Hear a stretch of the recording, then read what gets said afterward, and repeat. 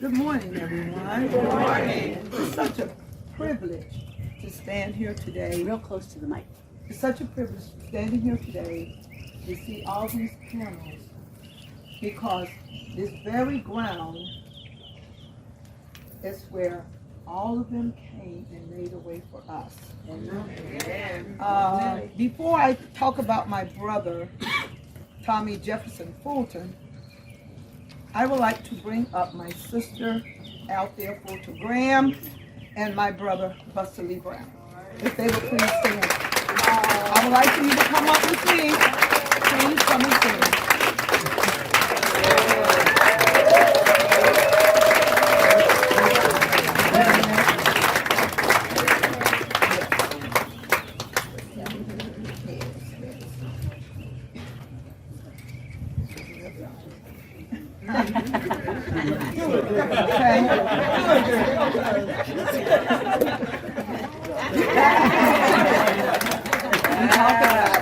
Get over here.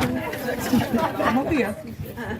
Okay, the reason I have them up here because we are the last three surviving siblings of Tommy Jefferson Fulton. Our other brother, Tony Bernard Fulton, passed away some years ago. But I want them to stand here because with Tommy and Tony, we all had to circle on that little white house on Helen Street, where we played many games of making mud pies, just Tommy getting rocks and stuff, and of course challenging everybody to run, and knew he could outrun people then. Okay? But I'm going to talk a little bit about him.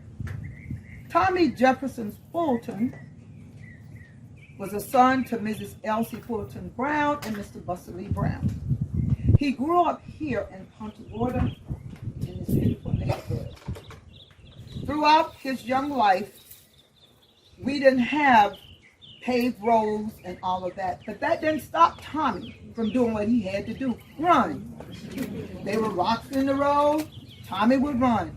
Mama come out the house, where's Tommy, where's Tommy? Mama, he done gone somewhere over there running across the railroad track. We don't know where he done gone. That's what we always had to do. So Mama said, Lord have mercy that boy. So anyway, he attended Baker Academy then. And during his tenure there, he had another talent. He played the trumpet. Very good at it. And as the school integrated, he attended Punta Gorda Middle School and then on to Charlotte High. The story goes that his running ability was first noticed when he was forced to run laps for being late in PE class. Tommy was said to run everywhere, including daily runs from Punta Gorda to Northport and sometimes Inglewood Beach.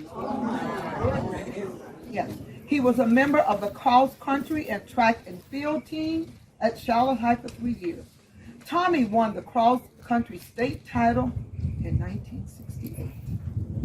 On the high school track, he won the 2-mile race in 1969 with a time of 9 minutes, 33 seconds, and the 1-mile race in a time of 4 minutes, 16 seconds, becoming Charlotte High's second 3-time state champion. Both records stood the test of time, with 1-mile record not broken until 2011 after 42 years, and the 2-mile record lasting 47 years when it was broken in 2016, according to Brian Nolan, former Charlotte High athletic director.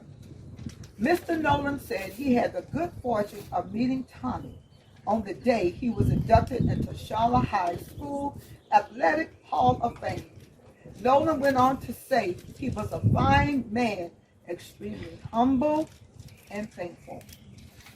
Upon graduation in 1969, he gained a scholarship at Texas Southern University, a small NAIA association college in Houston, Texas, on full scholarship.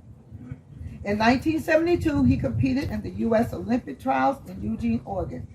Despite losing his shoe in the semifinals of the 1 mile race, he still reached the finals. Wow.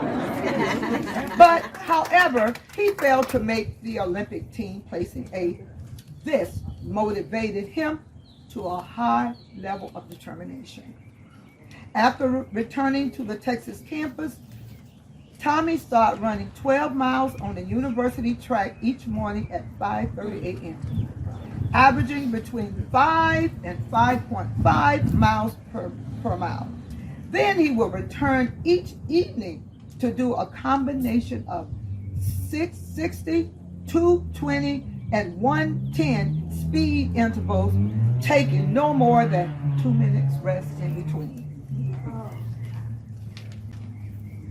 At the 1973 NAIA National Meet in Arkansas, Tommy did what is considered by some distance running historians as one of the most remarkable individual performances in the history of the sport.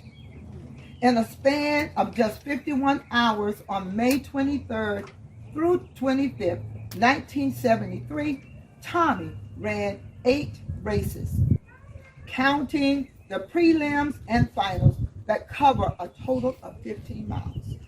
He won 6 of those races and finished second twice with little recovery time between the races. He ran the mile in 3 minutes 57.8, tying Reggie McPhee's record 13 days earlier, becoming the second black man in the United States at the time. It was the first sub 4-minute mile ever run in the state of Arkansas and a NAIA record. In July, he competed for the Amateur Athletic Union in Munich, Germany, where he was the first black male to break the 4-minute mile with a time of 3 minutes 41:48, a personal best. He went on to compete in Africa, Russia, and several other countries as part of the AAU. He had ambition to qualify for the 1976 Olympics, but upon graduating from college, he went to a short-lived professional international track association as a professional athlete. Unfortunately, as a professional athlete, he could not, attend future Olympics, but he said that was okay.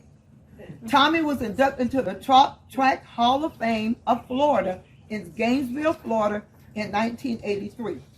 After his running career ended, he worked at ConocoPhillips Oil in Houston, where he raised a family and volunteered his time working with the youth in track and field. He eventually retired in Florida. Tommy once said, "I had a good life. There's only one thing I didn't accomplish. I wanted to race the space shuttle." He said that was the only thing faster than me. And this panel also, I would just like to say, he passed away. He came back home. He passed away August 8, 2013, at the age of 61. And he knew that this was his time. But he looked at me, he said, "Sis, I had a good life. I ran a good race. Now it's time for me to go up in heaven and keep on racing." And that's what he did. And but that was my brother, Thomas Jefferson Fulton. And also, I just want to emphasize, when the AAU came on Saturdays in Punta Gorda, the town shut down. Yes. When I say shut down, I don't care if you had a color TV, a black and white TV, a tall TV, a TV with an antenna where you got to go out. Remember? Yes. We would take turns trying to turn it. Turn it to the left, turn it to the right. No. Everybody. And he was well respected by everybody. Everybody. And on Saturday, everybody was glued to see him. And he loved his town. He loved Punta Gorda. He loved the people of Punta Gorda. Every time Tommy would come home, Mama would say, "Where are you going?" "I'm going to see Mr. Isaac, Miss Elsie, Cousin Bernice, this person." He even said, "I'm going to see the Peoples. I'm going to see the Desmonds. And that was him. And he just always said how Punta Gorda was his home. Yeah. So that's the story of Tommy Jefferson Fulton, our son, who they named Punta Gorda's own. And now they would like for me to also talk just a little bit about the baseball league, the Negro baseball team, and the community baseball field that once stood here where the school is today at the corner of Charlotte and Cochran. The baseball field had wooden bleachers. It's said to hold 500 to 600 people. The Punta Gorda Black players hosted other teams and down the southwest coast of Florida. Games were usually played on Sunday afternoons around 4 o'clock. Peanuts and Cokes were sold at the games, and sometimes fish fry sandwiches wrapped in newspaper with the grease soaking through the paper. It was a means of recreation and entertainment for the black men in the community. But as to test us when we were little, this part, we would be running all around looking at them. But I don't know if any of you remember, we remember, they would take the peanuts and put them inside the Coke bottles, black cherries, strawberries, anything. And that's the way they did it. That's the way we did it. So the last panel 10 present our brother, our very home brother to Punta Gorda, Florida, Thomas Jefferson Fulton, and also to the pay tribute to the Punta Gorda Negro Baseball Hall of Fame. Thank you.